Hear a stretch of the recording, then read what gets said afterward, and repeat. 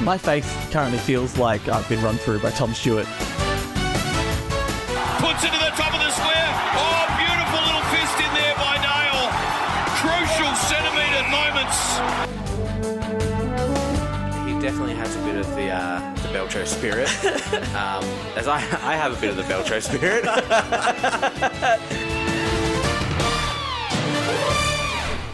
Hello everyone, and welcome back to the podcast that returns to you this week with the full support of the board.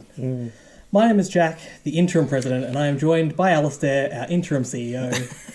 No one really knows who's in charge, but we are here to bring you another week of football, a bit late this week, because I have been unwell. You can still hear it, to be honest. Yeah, a little bit. Had to talk at work today, broke me. Yeah, that would make me go crazy too. Anyway, we're here, we're ready to go. Last week was football, I guess. Yeah, there was at least one good game. We thought Thursday was going to be a good game, but Chid West forgot to show up, and the Bulldogs showed up. That game was over before half-time, if you asked anyone other than a Dogs fan. Norton and Darcy were pretty terrifying, I thought. Sam Taylor could do nothing. Friday was really good. Showed that Adelaide might be the real deal. They had to come back from behind twice. Dawson basically said fuck that after quarter time and led from the front. Hawks fight back showed that they were, and we're midway through the Hawks, currently up on Collingwood at the moment as we record this, but their fight back to get back in front, I think, before three-quarter time showed a lot from Hawthorn too. I'm just worried about missing Day against teams with a more dynamic midfield. Yeah, they're fine without him, I think. That's my opinion. Melbourne pumped West Coast so bad that Goodwin got sacked. The pride match between Sydney and Essendon was so bad you could almost call it homophobic. And Brisbane proved that last week's Q clash was a misnomer, really doing a number on Collingwood at the MCG, who it's their first time beating them there for a while, I think, after choking late last season against them. You also missed Gold Coast pissing it in. Yes, Gold Coast absolutely did piss it in what was a terrifyingly embarrassing game. Richmond didn't get their first goal until midway through the third, I think, finished for 2 goals. Sunday started with a very boring, typical Docklands game between St Kilda and North. Nasiah Wanganeen-Miller was great, and that was about it. Geelong clicked into gear in the second term to bully a wounded and tired Port team, and then the afternoon was saved by what was a pretty great effort from an outgunned and outmanned Carlton team, who were probably better than the 27-point scoreline suggested, I think. Yeah, they last led couple until of the goals last quarter. really burnt it out. Once Freo got out to that kind of sealer, you could see the heads drop it for Carlton, and they let Freo kick another 2 later. But speaking of players who are out that could have huge ramifications, Freo losing Hayden Young again. Hayden Young, replacing him with Nat Fyfe seems a bit crazy too, but hey. Yeah, we'll see how that works. They were playing Hayden Young for 30%, 60% of game time, so that's up Fyfe's alley. So surely Fyfe starts as a sub, you would expect. Yes. So my hot topics this week, I did not have much because I have been sick. What my hot topics were: Goodwin out, yeah, Voss not out, Hawks in danger of missing finals was what I wrote until now half time in this game where it looks like they're probably going to make finals, and Suns good. Maybe. We'll start at the top. Simon Goodwin. He won that flag in 2021. He'd only been at the club that was his 3rd season, I think. Did he start 2019 or 2018? It was confusing because I had the half. Yeah. He either started 2018 or 19. I'm not looking it up. Taking him to a flag in 3 years is pretty great. Breaking one of the longest droughts in footy.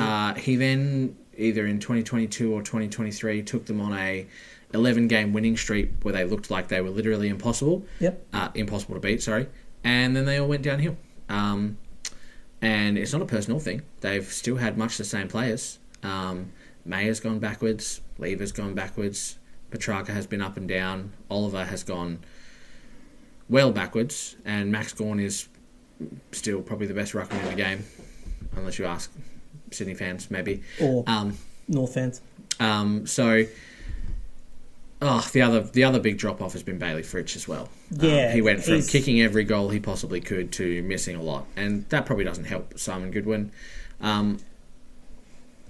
Obviously, I saw a lot of potential in Melbourne at the start of the season, but I did too. I thought, and I think they did. I think they really thought that with the team back and ready to go, they were a chance to push for another deep September run, and they've been really disappointing. They've played some really good games. Beating Brisbane in Brisbane was a big example of that. Almost knocked off Collingwood in a game they probably should have knocked off Collingwood. But yeah, they've disappointed outside of that pretty badly, actually. So And it makes sense. Like, I feel like a lot of premiership coaches get protected. Like, do we really think that Luke Beveridge would be at the club right now if he hadn't won them a flag? I would probably say he would have got sacked at some point during that tenure. But I guess Goodwin doesn't have that protection. It's only 4 years since they won a flag. yeah, It's almost unheard of in this competition right now. I'm trying to think. Yeah, Matt and Nix like wins a we're- flag this year for Adelaide. He will be there for another 10 years. When we're 2 years ago he very looked sackable. So. pro Bevo here. Oh, yeah. And I've written a big pro Bevo piece for This Week in Football, which will come out tomorrow. But I do think that without that flag, he probably would have been sacked, just with the way modern football runs. Like, Yeah. we are such a flags only type competition that he'd be really lucky to stay in that job if he hadn't won one. Yeah. Really. But Goodwin's it's such a different case. I think there's so much of a loss of control of the club. Which is hard to blame on Goodwin because, as I joked about in the intro, they have an interim president and an interim CEO currently, and they're about to have an interim coach the rest of the year. It's hard to make decisions on the future of your football club when I'm not actually watching anything Hawks exciting. are I was burning just zoning Is out. that highlights? No, it's another goal. No, it's All right. another goal. It's hard to make decisions when the people who are in charge aren't going to be the ones in charge in 6 months' time. Yeah, and like they made the choice to appoint a CEO who wasn't able to take over for 8 months or whatever it was, so he can't take over until next year. I think they still don't have a president, so it's a weird place to be as a football club. But at the same time, it does have the hallmarks of let's actually get shit sorted because everything will be changing. Yeah. It's just whether or not how bad they get over the next... There's also a really good piece, if you get a chance to read it, if you listen to this, and you're not Emlyn because you wrote it, but Emlyn Brees, of Credit to Dubois, wrote a really good piece on the 666 rule, really defining the entirety of Goodwin's coaching existence. One of his biggest coaching gains was pre-666, and he was putting two players off the back of the wing, running in, and instead of playing behind the ball, they were creating extra midfielders, but running back. And then with the 666, using that to do the same thing because they had gone. And then for the game that was probably his death knell being a 666 infringement that led to a goal. Yeah, that's funny. It was a really good piece. Have a read. Spoilers. If you're a Melbourne fan or if you're not, really. It's just a really good good piece. Should we jump into the votes? I got more... We got more to talk about? You had three other Sorry, topics I did, you brought up. Voss did not go. Yeah, I think that's I think the it's right decision. We've said this plenty of times now. I feel like new CEO coming in, obviously he's been shadowing and working the job basically for a couple of months now. I feel like head of football has to go. I feel like you have to shuffle up those assistant coaches. You might even need put in a director of coaching, someone who can help Voss accept other opinions and decisions. I also think that the match committee might need looking at. It is round 22, and they've only finally dropping experienced players for young kids. Yeah. Like that's a bit that of a needed joke. to happen earlier, you think? But yeah, I think that's the right decision. It's something that Carlton of 3 years ago, or 6 years ago, or 9 years ago, or 12 years ago wouldn't have made. It's something we've been critical of a lot of clubs for. And hey, this may change. And yeah, look, it might, but I think that there's assistants and other things you can change up that aren't the coach. We've talked about it was only 2023 that they were a few kicks away from a grand final that they probably would have been really competitive in. I don't think it was the right move. It would have been a very stereotypically Carlton move to sack him, which I think shows that they might be maturing as an organisation. He's got the best win-loss record of any of their coaches in the last 12 years. Yeah. Like, you can't... Like, obviously, it's not good enough right now, but you can't just make a snap decision and be like, oh, well, another 3 years with this coach, this one didn't work, sack him. And you have to think there's someone better available as well, right? Like, that's part of why Melbourne have gone with Goodwin now rather than the end of the year to get ahead of the curve and try and get a coach in. But there are at least 4 to 5 experienced coaches sitting right there, and most of them want to get back in. Yeah. Hinckley has been pushed out by a succession plan. He will be available. Adam Simpson and John Longmire are currently doing commentary and like a bit of assisting here and there, but I think they both want to get back into the coaching game. Nathan Buckley is begging on all fours. He is full Dogeezer on the ground. I don't know if Melbourne fans could handle that one. I don't think any club really wants Nathan Buckley except for Tasmania. I think he and Hinckley would be good for Tasmania. Oh yeah, if they should go with a director of coaching And whichever one they head do either coach. way, I think Yeah. those two would be the two to go in. And there is another one I'm missing, isn't there? Maybe not. I don't know, but either way, there's also your Gian Siracusa, who wasn't interested in the West Coast job because he wants to stay in Victoria. But Skipworth missed that Melbourne's West right Coast there, job as Skipworth well. as well. So there's a few. Corey Enright as well as apparently, but they're not sure if that's a succession thing at St Kilda or not. But another name who's been thrown around a few times. So there's a few names out there that. So it's a good time to get into it, but also there's currently only one club that is coachless, and Tasmania are a few years and a stadium away from joining the competition. Yeah. So you'd assume only one of those names gets snatched up, maybe another one for a head of coaching or director of coaching role, leaving 5 to 6 really good coaches still available. If Michael Voss isn't up to it halfway through next year, sure, make that decision. But right now, I think that's the sensible move. I think it is. Yeah. What were the other two things you talked about? You can see the screen. One of them was Hawks in danger. I do not think that's true anymore. They've kicked many goals in a row now to be 51 points up midway through the third quarter. So I think Yeah, they're making Darcy Moore and Frampton look like fools. they're going to make the Bulldogs and GWS very concerned about their spot. At least it makes the last couple of weeks exciting. Really Bulldogs exciting. need to win everything. So did GWS. If they lose that game to Gold Coast, And it can change the structure, because if Bulldogs need to win everything, that means one of their games against Fremantle, which shapes the 8 as well. Hawks may end up being a home final instead of an away final from this win. Yep. There's a lot to like about it. It also means that top 2 spot for Brisbane and Geelong is really up for grabs now. They'll both likely jump Collingwood this weekend. If other fixtures If this stays the way it if does, this goes the there's way it still does, a and quarter other and a fixtures are. half. And then on with Suns good. Suns good maybe. Well, I don't know. They played. They played Richmond, but it was one of those performances where you go, geez, that was grim. Like, they did not let up. That's the kind of performance you expect Rowell and Anderson to put up against a bottom 4 side. Yes. Yeah. Will they be able to repeat that against, potentially 3 to 4 really good teams in a row in September? Who knows? Yeah, and we saw them struggle against both Geelong and Adelaide. It's definitely been good to see them. They managed it against Collingwood and Brisbane, so it's better than they have been previously. It's been good to see them cover for Rioli. Yes. Yeah, I was really worried about that for them. Yeah. And Miller, who's now back, but they seemed to cover what I thought were their 2 biggest outs quite well. It would be Anderson and Rowell. I don't think you can place either of them with the quality of a Davies or a Graham or whatever. No, I don't think that's despite how good they are at filling roles. Yeah. There's a gap. Like, I think there's been a lot of discussion about the talent pool for AFL lately and whether we can have extra teams. And I think there's a real overestimation of how deep the peak of talent pool runs. I think we have the top 5% drops off really fast, and then a lot of other players can fill in that next role in a football team.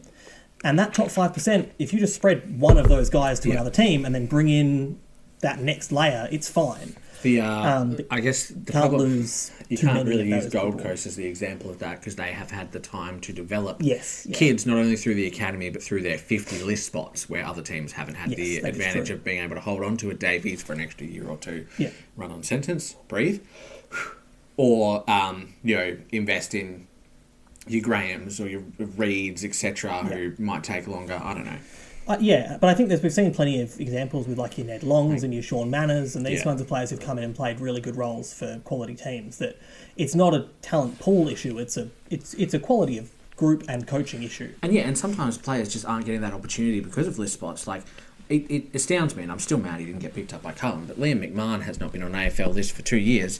He comes in, I think he's had one bad game now, but he looks like the most likely scorer in that forward line. Archer May also didn't get picked in his draft year. Both Collingwood and Anderson wanted him now, and he looks good. Yeah, they've essentially shored up their forward line for the next, 10 years with those 3 players, if you include Nate Caddy and Isaac Kako. That's really exciting, but 2 of those are People who weren't MSDs drafted, who weren't drafted. And we might not have seen them at AFL level had Essendon not had their injury crisis. It's been so frustrating because I'm watching players like Liam McMahon at VFL level, and I'm like, they're too good for it. Yeah, I think there is. They're not going to be the best player in the league. And the example is that Fitzroy were awful when there was 12 teams. Like, they were as bad as West Coast are now when there were 12 teams. There's now 18. It's not a depth of quality thing. It's just we have bad teams. There's always bad teams. Unfortunately, this year it's more than normal. Yes, but last year it was less than normal. Like it balances out. All right, on to votes. Ugh, if we have Right to. at the intro, who was your one that you didn't do stats for? Nick Blakey is my one Nick from the Blakey was Sydney by Swans. 5. That's crazy. Well, you've got his votes, so He, you go, I go sure for do it. have his stats. He had 28 They played disposals. Essendon. 11 of those were intercepts. They only just won, Alistair. He had 6 contested, 10 marks, 8 intercepts. Almost broke the intercept marks record as a half-back. It's 4 homophobic contested. to only just beat Essendon. He had 2 spoils, 4 rebounds, 678 metres gained, 9 coaches' votes and 19 rating points. Did see you got 9 coaches' votes. But he's your one, that's all right. That's fine by me. Nick Blakey. Lizard. I fucking love that lizard. Oh, me too. Lizard. Almost. My one vote was to Nick Haynes. I've got him in my special mentions. He had 23 disposals, 9 of those were intercepts, 5 contested. He won both his one-on-ones, had 2 score involvements, both of which were launches, and he earned a coach's vote for his efforts. He I thought sure Nick did. Haynes was really good. Who was your 2 votes? My 2 votes is to Rory Lobb. My 2 votes is to Rory Lobb. Sweet. So, yeah, you can do the stats then. He had 13 disposals, 7 of those were intercepts, 6 were contested, 8 marks, 2 intercepts, 9 spoils, won both his one-on-ones, 5 score involvements and a launch, 11.6 rating points and 2 coaches' votes. Rory Lobb, especially in that first half when they were really crushing them, he was a brick wall. Very little was getting past him, and he's having a great season. Hell yeah, Rory Lobb. Hell yeah, Rory Lobb. 3 votes. My 3 votes is to my favourite, Sam Collins, for the Gold Sam Coast Collins, a Suns. special mention for me, but he was very good this week. He had 18 disposals, 12 of those being kicks, 9 marks, with 7 of those being intercept marks. He had 4 contested one-on-ones, and he won all of them, alongside 4 spoils. 12 intercepts round high as well. Mm-hmm. Sam Collins. We do love Colo. It's good to see him back for them. I think they really needed him to shore things up down back a bit as well. My 3 was to Harris Andrews. Okay. Who Harris Andrews is my 5. is your 5? And I've just written down this. This was the only game that really mattered. Like the only game between 2 really the consequential good sides. game. Yeah. Obviously, like was consequences. yeah, but like obviously Freo needed to win and they needed blah blah blah. It was the only game between 2 good sides, Yeah. and that's why Harris Andrews gets my 5. He also had 19 1%ers. So I'm trying to understand how these stats work. He had 9 disposals. Yeah, All of them were intercepts. yeah. He had 6 marks. Only 3 of those were intercepts, That's interesting.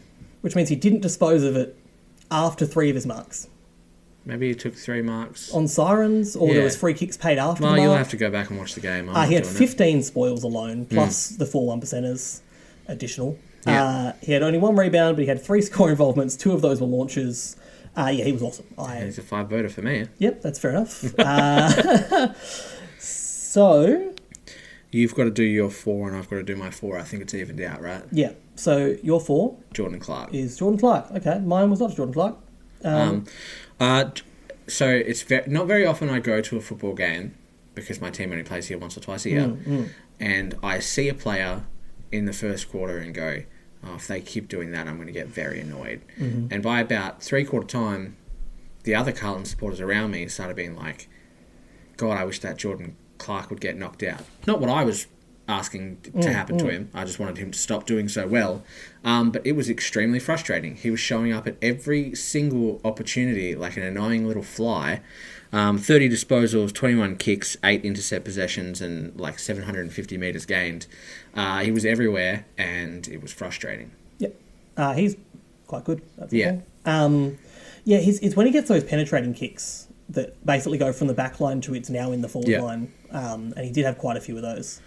My 4 votes was to Josh Battle. Yeah, I got Battle in my who special I thought mentions. cleaned up really well in the back line, almost as a lone force down there.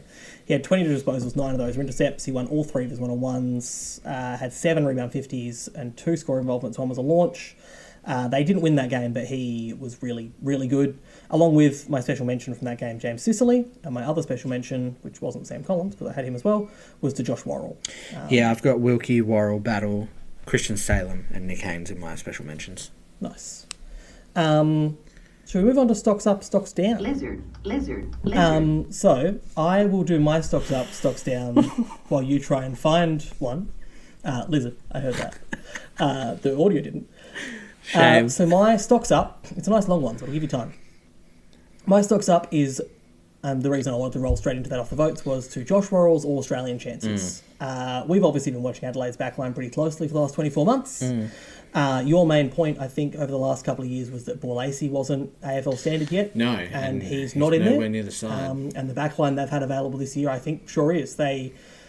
If they chose a genuine third or medium defender like they pretended to with Ryan last year, I reckon Josh Worrell is right up there. He is, for general defenders, number 2 for intercepts, top 10 for ground ball gets, best one-on-one percentages, and for top 10 for contested possessions in general defenders. Only 5 players who average more than one-on-one per game have more than 7.5 intercepts per game, and the other 4 are Sam Taylor, Nick Flostone, Sam Collins, and Mark Keane, and only Worrell and Taylor of those have a one-on-one loss percentage of less than 20. He is having an awesome season, and I would love to see him All-Australian if, Flostone doesn't get that spot, who we would also love to see in there. But Yes. if they do pick a general third, I think they're the 2, and Worrell might just get it for how good Adelaide have been this year. I can do stocks up. My stocks up is Logan Morris. And you might think, well, you're late to that. But my stocks up is specifically relating to you and other people who anytime anyone says, oh, Logan Morris is really good, they go, oh, he's no Nate Caddy. Oh, he's not taking marks around the ground. He's a full forward. He's playing at full forward. If you look at his heat map from the last game where he kicked 6 goals, what position do you think that is? I did feel very silly watching him last week, don't worry. He is a full forward kicking goals in one of the best teams in the league. He was so good last week. I watched him and I was like... I'm looking at all these 22 under 22 teams and they're not picking him and picking Nate Caddy instead. I understand the future potential. Cadman instead, arguably, for full forward. I've got Cadman and Morris in my side. I think I did pick Caddy as well, but if I was dropping one, like I said to you earlier today, I'm dropping Caddy first. Not because he's bad, not because he will be bad, but because right now on exposed form, out of those 3 forwards, I'm picking the other 2. Also, that best 22 under 22, there are some players missing, but that's a different bit. From the squad at least. From the squad at least. Yeah, I was looking at the squad. I know probably not players I would necessarily picked in the team, but the lack of like a Jinby or I can't think of them now, but I had a few in my head at the start of the day. Odd. Well, my stocks down is now wrong. So were you stocks downing Hawthorn? I was stocks downing Hawthorn playing 4 talls in the side. Well, they're not, are they? They are. They played all 4 again today. They are playing and by all 4. half time, right those 4 talls had outscored Collingwood on their own. They are now... Chol has 2, Gunston has 2, Deer has 1, and Lewis has 1. So they are still outscoring Collingwood quite comfortably. Yeah. So never mind. Stocks down was wrong. I sold stock and now it's worth more than I sold it for. I sold at the dip instead of the peak. You fucked up. Yeah. I mean, you would have looked sillier if you went a day early, so... Yeah. Who was your stocks down? I don't really have a stocks down. I'm trying to think of one.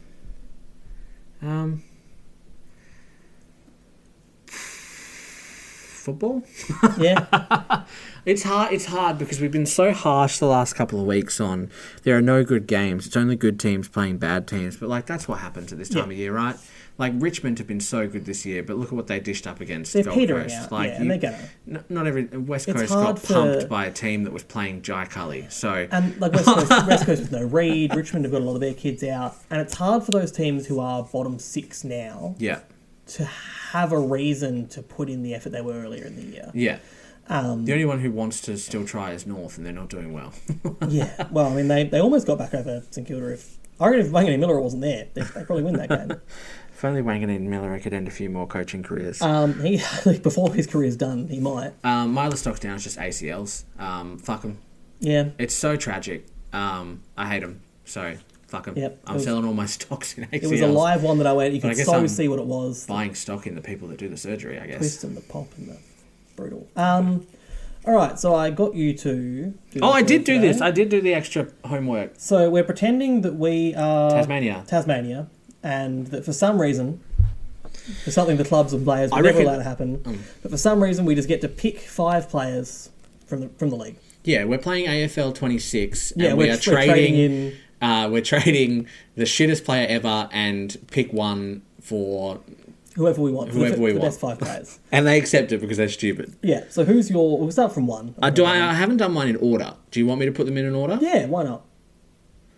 Okay. Well, no, it doesn't matter because I've got the first Doesn't 5 matter. picks. Yeah, so we'll start. Yeah, so who's your first one then? So the first one I wrote down was Nasiah Wanganeen-Miller. He's in mine. Yep. Yeah. So I've got him at 4. I wrote down 22 years old and a freak. Yep. I think of the current crop of players, he is the one most likely to win you a game off his own boot. He's done it a couple of times this year already, and he's silky smooth, he's fast, he's got endurance, he can play midfield, he can play defence.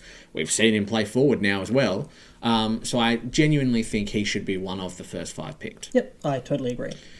Do you want to pick your next player? Sam picked Darcy. one. I also have Sam Darcy on my list. I looked through all the key forwards. I know I just G'd up Logan Morris, but he's not Sam Darcy. I really like Riley Thilthorpe also, but Yes. Sam Darcy has that X factor. Yeah. He breaks games apart. Yeah. He makes defenders look like they've lost their minds. Yeah. So yeah, Sam Darcy. Do you want to roll the next I'll one? roll the third because I think this will be someone you've also picked, and then we'll split off, I reckon. I'm picking Max Holmes. I haven't picked Max Holmes. Interesting. He was just out of my list. So Max Holmes is 23, Yeah. and he's easily the best endurance runner in the game. His foot skills, not so great, but it doesn't matter. And they're getting better. I said to... You were out because you were going to the Carlton game. But I said to Beth when I was watching the Geelong game last week that the biggest difference I've noticed with Holmes this year is that I think he's realised how good he is. So now he trusts himself to try and do some of the more insane burst out of the middle stuff that he wasn't doing before. And he's kicking his better for it because he's got the confidence.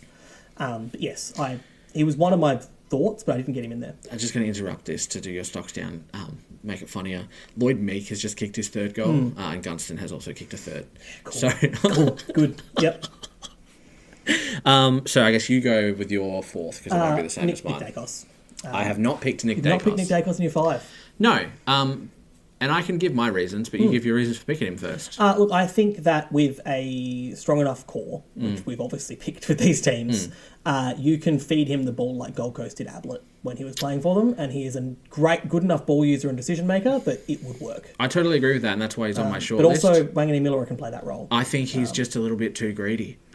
He plays for himself a bit more than the other players I've picked on this list. Yep.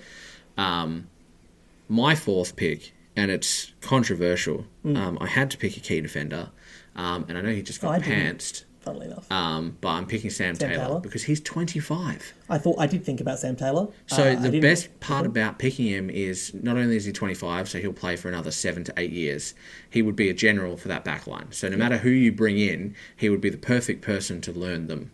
I picked what is probably the matchup for your Max Holmes pick Yeah, with Errol Goulden, that's totally fine. who is similar age, I think. He Yes. is 23. He's only playing his 100th game this week. And at his best, he is close to the best player in the competition. Yeah, no, that's totally true. Eric Goulden's probably one I missed on my dartboard. Like, I didn't even Yeah. consider it, and I probably should have because he is insanely good. I think it's just because I guess that Sydney midfield has been so underwhelming. It's slipped my mind a little bit. And because he hasn't been there, really. That's true. So my 5th pick, Yeah. controversial. I've picked Seth Campbell. I love Seth. You know I love Seth. So he's 21. Because I pick it. Okay, that's totally fair. 'Cause he is a freak. Yeah, and he does have still quite a while to go. So that's a really good pick. I like But Seth Campbell, though. I've picked Seth Campbell, and my backup pick, if I couldn't pick Seth Campbell, was Paul Curtis. So I've skipped on Pickett. I'm big on Paul Curtis. So he's playing this week, but yeah, I really like what I see from Seth Campbell, and he's doing it in the bottomest of bottom sides, right? it's crazy in our estimations that he's gone from a 18th to 23rd guy to a first picked for that team X Factor player who's why you watch Richmond games. Yeah. He is sick. He's great. The only other player I have written down who is in my shortlist, so I've got Paul Curtis written down, I've got Nick Dacos written down, I've got Josh Weddle.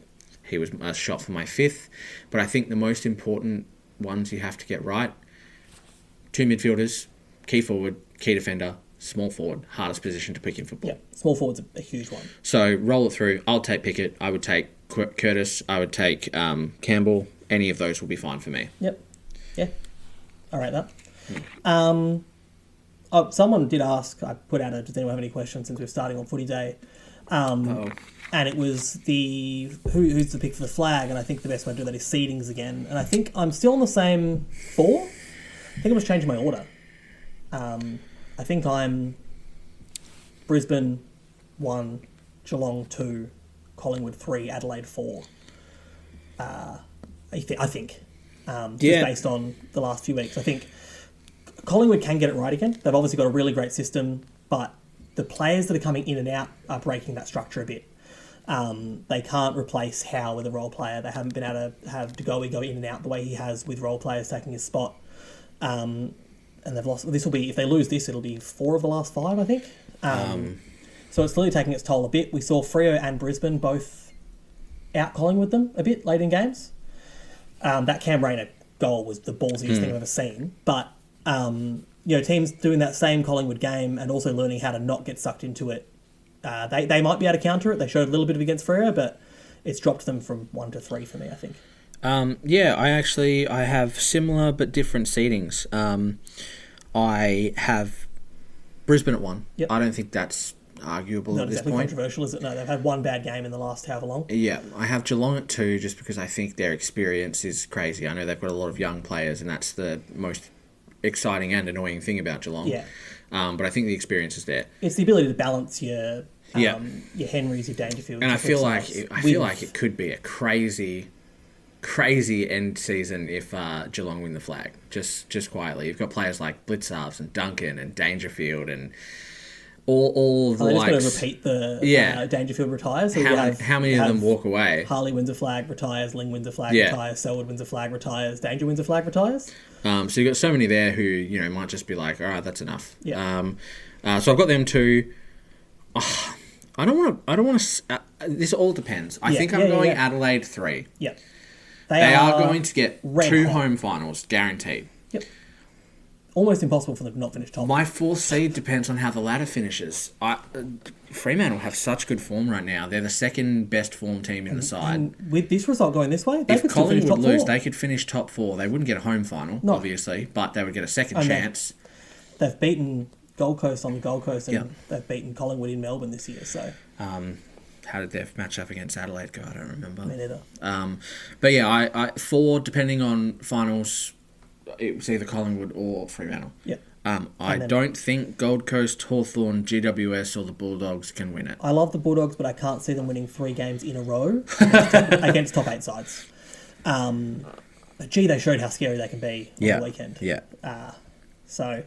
And then normally, this is around the time we do Game of the Week. This was going to be my pick. I think it's you should change it. I think I'm going to change it, given Geelong Essendon. You're Hindsight. going to watch Jeremy Cameron kick 15 goals. it's that one's concerning. Blackerston might just have the game of his life. He can't. Man, he's not mobile enough to match up. No, with him. it'll be Laverty. Yeah, oh boy. Oh, yeah, okay. I think my actual pick is Brisbane-Sydney. They played a really good game earlier this year. They played the game of the year last year on the Gabba. Sydney have been a bit below standard the last 2 weeks, but I still have faith that they are a better team they've been playing, and I think they match up well against Brisbane. They've got a similar outside running type of game. Brisbane, I mean, I know we talked about Logan Morris, but key forwards get away from Sydney a bit, and Brisbane really only have Morris and Hipwood. It's true.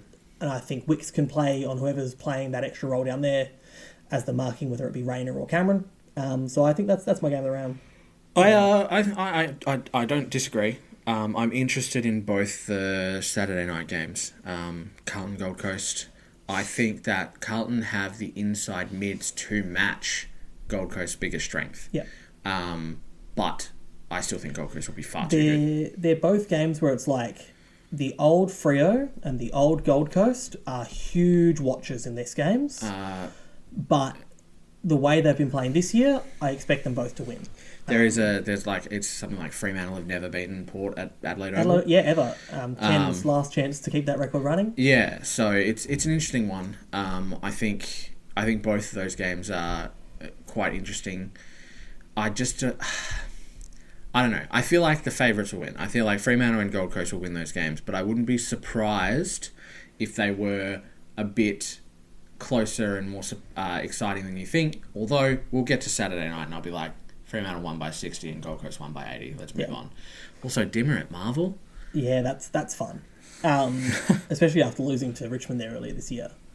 I do find it funny that Dead cat bounce as well for Melbourne. when I wrote the article, I didn't know that Goodwin was going to get sacked yet, because last week they said he wasn't after that loss.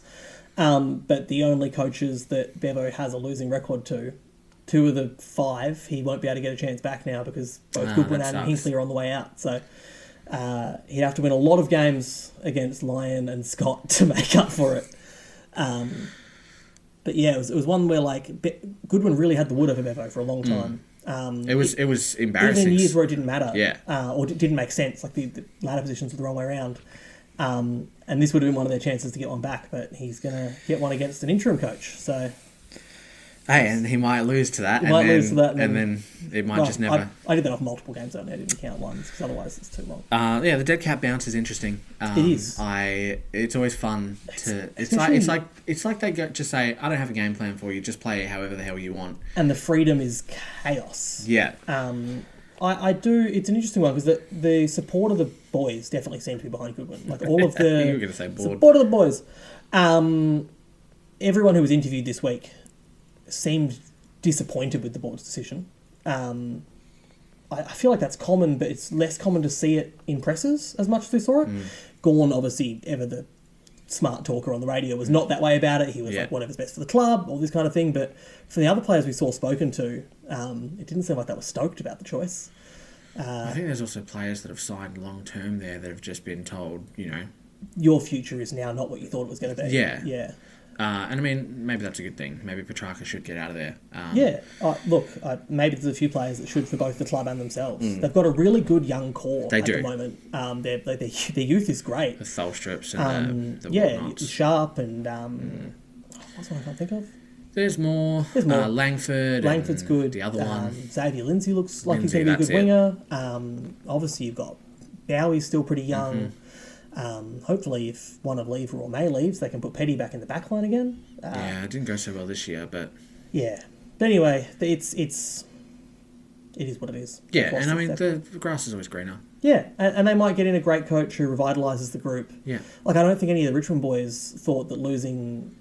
I mean, tell Taranto and Hopper. Yeah, I don't think any of them thought losing Dimmer was going to be a great thing, but they are around Uze. They love Uze. He's got the he's got the club up and pumping. The boys want to play. He's got the support of the boys. He's got the full support and of the boys. Full support of the boys. There's your title. Side note, and Side I want note. to preface this by saying, fuck gambling. Fuck gambling companies. I hope the CEO of all gambling companies are very happy fucking die. The odds of the Adelaide West Coast game. West Coast is $17 and Adelaide are $1.02. Not $1.01. More do they have to do to get to $1.01? Not $1.01. What more do they have to do? That seems... That's They're almost top worth, of the ladder. It's almost worth putting Best $1,000 percentage to get in the like $20 league. back. $1.02. Fuck gambling. I'm rounding it off. Fuck gambling.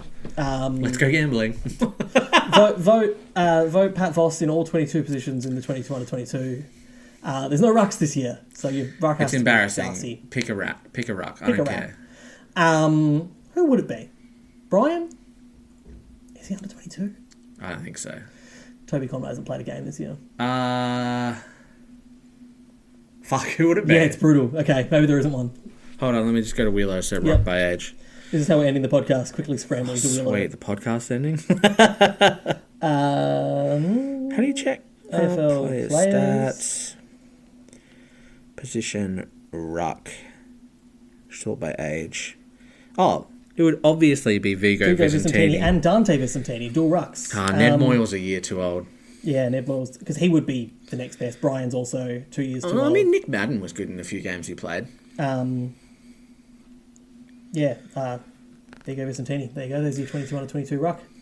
God, looking at this is It's not good. depressing, some of these rucks here. Tom de Koning being 26 and not having done anything yet, going to be earning 1.7 Henry is Smith. crazy. Is a ruck there. I was looking for him He's a earlier. I was forward, like, right? Yeah, he's a forward. He's playing as a key forward. Kicked 3 goals last week on debut. God, it must Yeah. suck being Liam Reedy and being a year older than Luke Jackson. It's brutal. That's brutal. Yeah. Anyway, Samson Ryan's 25. I'm learning all new things today that have never been learnt before. I didn't know that either. I feel like he debuted I thought 2 he years was ago. 21. Yeah, crikey. All right, maybe he's VFL standard. Anyway, Thank you so much for listening. My voice is going to wear thin very soon.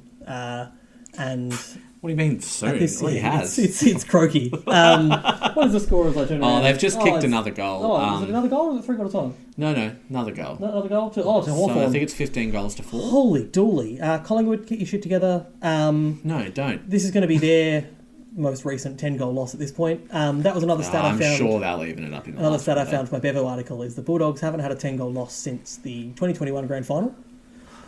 Yeah, 15 goals to 4. Every other team has had a 10-goal loss since the start of last year. Only puts Hawthorn 4 points behind Collingwood on the ladder. That's crazy. That top 8 is tight. Yeah, And here we thought Collingwood was so far in front they couldn't be run down. it's funny. We were wrong. Anyway, as I said, thank you for listening. You can find us at the Back Pocket AU everywhere. Check out This Week in Football tomorrow. It will actually be a really cool and loaded edition. There's some cool stats and stuff in there this week. And we'll talk to you next week. Fuck gambling. Lizard. Lizard. Lizard, lizard, lizard, lizard, lizard, lizard, lizard, lizard, lizard.